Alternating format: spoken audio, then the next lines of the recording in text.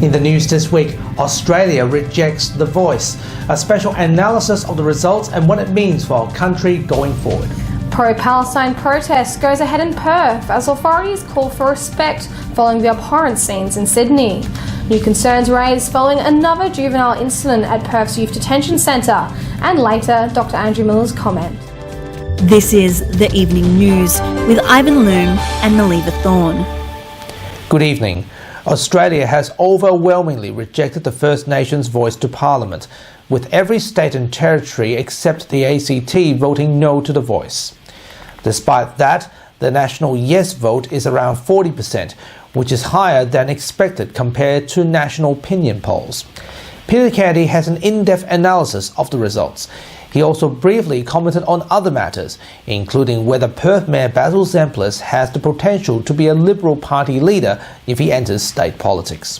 The Voice referendum resulted in a clear-cut decision in favour of the no case. And that's important that the decision be clear-cut, because if it was finally divided, then it probably wouldn't have resolved anything. But the Australian people voted clearly. They didn't support The Voice, which also included constitutional recognition, and that matter has been sort of dealt with now, and both parties, but all parties, can move on. Not a good result for the government and Mr Albanese, who put a lot of political capital into this issue, and probably, on reflection, unwise. They misjudged the politics. Mr Albanese raced into it the night of the election last year and committed his government to pursuing this matter. Probably a bit more time and thought should have gone into it, not pursuing the matter, but the way it was done. And perhaps in the first term of the government, the Labor government, time be given to consulting, checking with the Aboriginal groups, but also the wider community, and also the opposition, just where the opposition stood, and a true constitutional convention to thrash out issues which were contentious and to come to consensus if that was possible, and if that was achieved, then take the issue to a referendum in the second term rather than racing it through the first term. However, that's the result we've got today, a clear win for the no case. So both sides of politics and Aboriginal people have to live with it. As far as the government's concerned, they're saying they're not going to go to another referendum. The opposition has indicated that, well, perhaps there may be room for another referendum, but that would be some time down the track when the opposition gets back into government, not while it's in opposition. The issue of leadership and the campaign winners in this voice. For the no case, Jacinta Price came into prominence and led the no case very strongly with Warren Mundine, but also the opposition leader in the background. As far as the yes case was concerned, Noel Pearson was the main person there, but overshadowed by Jacinta Price. Noel Pearson inconsistent with the messages that he was putting. Earlier on, one of his colleagues supported a move to water down the case a bit and was accused by Noel Pearson of bedwetting. Doesn't look good, especially when in the next breath you're calling for love and unity. So there's some issues to be discussed or to be debated there. In Western Australia, the vote very solidly in the no camp, and probably was always going to be in the no camp, not helped by the state government's heritage legislation, which had to be sort of reviewed and withdrawn and then sort of to come back again. So there was that in the middle of the campaign for the referendum. The timing was not good. Now, where do we go to from here? The important thing here is that Aboriginal people, a lot of Aboriginal people, remain disadvantaged, severely disadvantaged. They are people who need help urgently. The state government and the federal government must come together and review the assistance programs for Aboriginal people, the Aboriginal people in need. And that is a matter of urgency, because the current programs are not working. People in places like Laverton, Warburton, in a desperate situation, and they desperately need assistance. The political leaders didn't go there. Well, Peter Dutton went to Laverton, but the other political leaders would go to the North Cape York. They go to Alice Springs or wherever, but they didn't go to these places, isolated places, where the situation of Aboriginal people is dire. So that is the challenge for both sides of politics. Aboriginal people still need assistance, the bridges still need to be built and confirmed, and assistance is needed. The Lord Mayoral election is getting down to the pointy end, and the incumbent, Basil is facing some vigorous challenges, and I would imagine that he goes into the election as a favourite, but time will tell on that one. The other point is sort of in the background is, will Mr Zemplis be seen as a person who is lured into state politics as a potential Liberal Party leader given the dire state of the party at the moment? So they are questions that sort of hanging over the mayoral election. Mr Zemplis seeking a second term, two challenges, including Sandy Angie, current councillor of course, running a well-resourced campaign. So that's the question. The election next weekend will be watched very, very closely. Will Mr Zemplis get a second term? He has a high profile and presents well. But the issue is about policies for the city, and are those policies cutting through? They're the decisions for ratepayers when they vote in next weekend's election. Peter Kennedy, WA MN News. Thanks, Pete. Super quick Q&A. The pro-Palestine protest went ahead in Perth this week, despite Prime Minister Anthony Albanese denouncing the demonstration in Sydney. WA Police have warned demonstrators that abhorrent behaviour will not be tolerated, as the Perth rally organisers emphasised that the protest was peaceful. It's a moment of solidarity as hundreds of Australian Palestinians and supporters gather at Murray Street as the Israel-Palestine war drags on. The Perth rally is part of a national protest calling for support of Palestine as conflict began over the weekend by Hamas militants in Gaza. The Palestinian community in Perth hopes the demonstration will help Australians to understand the issues. Because just some people, they don't understand. So maybe if I just stand up, this is the least I can do, is just stand up and just show people this is who we are. We're not terrorists, we're actual real people. We need them to stand against that, to stop the killing. That's why we're here. I believe Australia is a big country. We are Australian now, we have the citizenship. So they have to stand for us. They have to stop the killing of the kids. They have to stop the killing. These people now, they have no food. They prevent them from getting food, no power, no water. This is against humanity. This is against all rights. The protest was peaceful after WA Police warned that abhorrent scenes in Sydney's demonstration will not be tolerated. Palestinian community leaders, on the other hand, demanding Israel to end occupation as PM Netanyahu prepares his country to enter Gaza.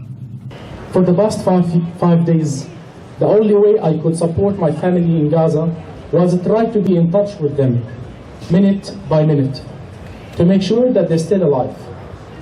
As a Palestinian who was born and raised in Gaza, I know how isolating these aggressions can be.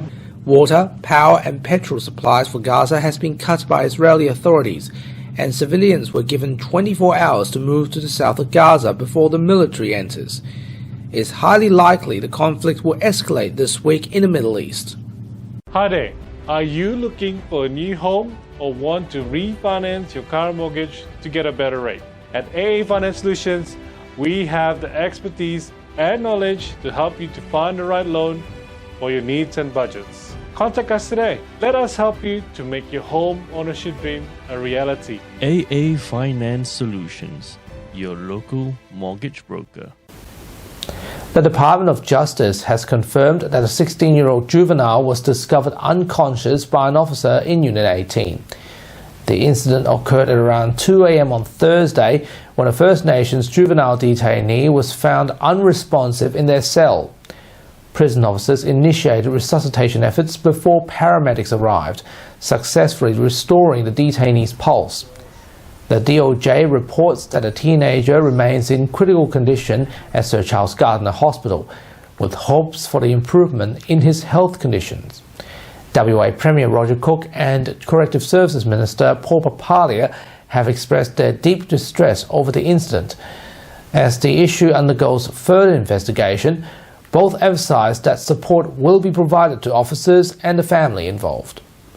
Police have made a third charge over the shooting in Baldivis that occurred last week. A third man has been charged by gang crime squad detectives following the incident, which took place on Thursday the 5th of October. According to the West Australian Police Force, allegedly a man sitting in the back of the car on Amazon Drive got out at around 3:05 p.m. with a gun. Police arrested the man, who was 24 years old, on the 12th of October. He was arrested at his home in North Perth. He faces a charge of 1 count of attempt to strike a person with any kind of projectile. The man was refused bail and faced the Rockingham Magistrates Court this week. Police are still investigating the incident, with detectives looking for several vehicles involved. These vehicles are a black Subaru wagon, rego number 1VZ90V, a white Nissan Navara, rego number 1CZG630, a white Holden sedan, rego number 1EPK475, a white Toyota Yaris, rego number 1HOP060, and a gold Toyota Land Cruiser, 1GUK998. Anyone with information about these vehicles that you see on the screen should call Crime Stoppers. 2 companies have been charged in connection with a worker's death at Curtin University. The incident occurred back in October 2020 when a 23-year-old apprentice carpenter Jonathan Hartshorn fell approximately 20 metres to the ground after a steel structure on a construction roof partially collapsed. Another worker was also seriously injured in the same accident. According to WorkSafe, Elston Proprietary Limited has been charged as an employer for failing to ensure the safety and health of persons not being their employees, and by that failure, causing the death of Jonathan Hartshorn and serious harm to another worker. The company faces a maximum fine of $2 million. The second company involved in the roof design, Stantec Australia Proprietary Limited, has been charged as an employer with failing to ensure the safety and health of persons not being their employees, facing a maximum fine of $1.5 million. WorkSafe says the incident happened before the government introduced the Work Health and Safety Act 2020. As a result, charges were implemented based on the old legislation. Commissioner Sally North says the investigation was extremely complex and time-consuming, and the case will be heard on the 13th of December this year. WA Police have announced that a man has been charged over the removal of the head of a statue of iconic gold prospector Paddy Hannon in Kalgoorlie. The removal of the statue's head occurred on Wednesday the 11th of October at some point between 11 o'clock at night and midnight. Kalgoorlie Police investigated the dismemberment of the statue. According to WA Police, the head was given back on Thursday morning to be restored to its rightful place. It's understood that a member of the community secured the head and returned it to the city of Kalgoorlie-Boulder. Police announced on Thursday that a 38-year-old man was charged via summons. He faces a charge of 1 count of unlawful damage.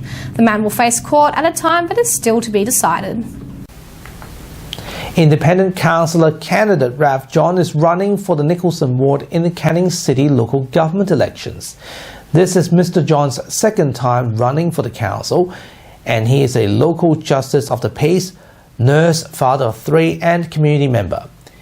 He has also worked with a variety of communities and multicultural groups.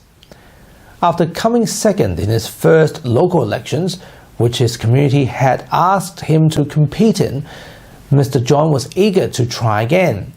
In this year's election, he is keen to tackle what he sees as a lack of facility investment in the ward.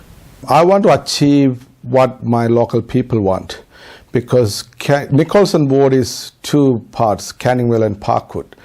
And Canningville, that area been neglected by the past council. Because we need more parks upgraded to the people for all ages, like, equipments they can use, go for walk and do some, like a little exercises they likes to do. Also, safety is another concern. I don't want everywhere CCTV put, but we need more visual patrolling by the rangers. We don't see our rangers other than around the school area. We don't see them in our neighborhood. So we need more patrolling. And now here's Dr. Andrew Miller with his post-referendum weekly medical and news commentary. Hi, thanks for your time. Where does it leave us with this referendum having been defeated? Well, what it means is we have to focus attention on where Indigenous health disadvantage is and why it is that compared to the rest of the population, they have such poor outcomes in things like life expectancy and maternal and fetal mortality. We can still address all of those things without the voice, of course, and so now the responsibilities on all of those yes and no campaigners who agreed fiercely that something does need to be done about Indigenous disadvantage. It was just a disagreement about the best way to go about it. So I look forward to all of those people now devoting their efforts to solving the problems on the front line, because they've rejected the solution that was proposed by Indigenous peoples themselves from their representatives. And so now the responsibility is back on us as to what we're going to do about it. We continue to hear disturbing stories coming out as well about PCH, the Children's Hospital in Perth, and the lack of, it seems, supervision of children and adolescents in the mental health wards there. And all we can hope is that we're going to start to see governance in that organisation that listens to the frontline workers and that gives them what they need. It's fairly clear that the people expect that facility should be a flagship of excellence for children's health. It shouldn't be somewhere that people go and do not get assessed on time and subsequently die from sepsis. It shouldn't be a place where people go and are not safe when they spend the night there. Parents should have the confidence that their children are going to be looked after in safe circumstances. So we'll continue to demand answers, and we know that the community would expect nothing less from the medical profession than to keep that pressure on the government and on the managers. In terms of international events, see a lot of disturbing news again coming out of the Middle East. The death of innocents is always completely tragic, especially when it occurs in horrific circumstances of violence, and we condemn that. We are, however, in a world where terrible things are going on all the time around the globe, and we need to renew our application of things like foreign aid and our influence diplomatically to ensure that whether it's in Ukraine or the Middle East or low middle income countries around the world, where there may be corruption and other problems that affected the provision of safe healthcare to people, that we're constantly shining a light on these things and using Australia's good fortune, not just so that we can have great lives, which is absolutely fine, but also so that we can set an example and have some influence where we can for those who don't have a voice. Thanks very much for your time. Thanks, Doctor. So, Ivan, how do you feel the Voice to Parliament campaign's been handled? I think we both agree that it's been a very long and grueling campaign, right? From the fruition to it after the election, to the debates, and of course, all the other reports around it. So for those of you who have participated for the last few weeks, in fact, for the entire year on The Voice, we thank you for your participation and thank you for being respectful during the debates. And of course, if you want to revisit some of the highlights, the clips, and also some of the articles, you can always go to our website and our social media pages. And now, here's Israel and Palatine with what's coming up on 6 News tonight. Thanks, guys. On 6 News, Australia votes no. The Indigenous Voice to Parliament rejected in every single state and the NT. Also, crowds turn out for pro-Palestine rallies in Sydney and Melbourne. And New Zealand elects a new government. Watch live whenever you want on our YouTube channel and our website, 6newsau.com. For now, though, it's back to you. Thanks, Leo. And that's our weekly news and current affairs. We have the latest news on our website, wamnnews.com.au. Don't forget to subscribe to the WAMN Extra News Club so we can continue our work in the community. Full details on wamnnews.com.au/news/extra. From Melly, Peter and myself, wish you good health, good night. See you next Sunday. Thanks for watching.